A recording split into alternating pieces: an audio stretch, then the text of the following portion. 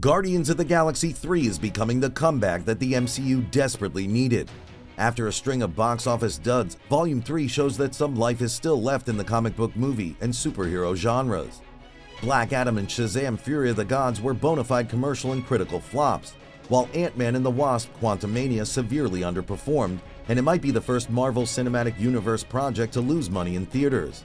Even Black Panther: Wakanda Forever, the sequel to the 2018 box office juggernaut, ended up not breaking the $1 billion mark, setting on $860 million compared to the $1.38 billion of the original.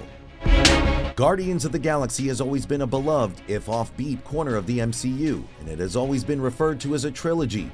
But there were still many reasons to doubt this entry's success. Not only was there an aforementioned comic book and MCU fatigue, but superhero trilogy capers rarely stick the landing.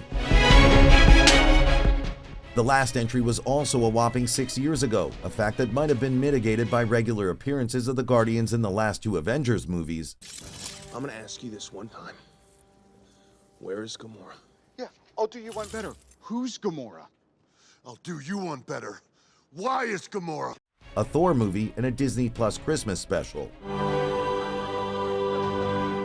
Lastly, there was the behind-the-scenes drama where writer and director James Gunn was temporarily fired due to the resurfacing of controversial old tweets, which could have influenced the audience's perspective.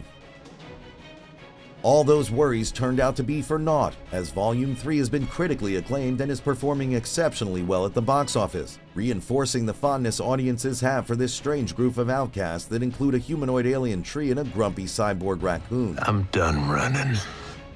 In its opening weekend, Volume 3 grossed $118 million domestically, an improvement over the first movie's $98 million, but less than Volume 2's $147 million, while it made a series-best $168 million internationally.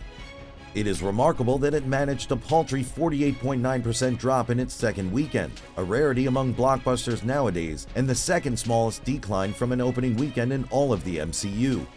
Much of this performance is attributed to solid word of mouth, even compared to its predecessors, and a rich emotional storyline centering on the raccoon character, his backstory, and his focus on animal rights through his perspective.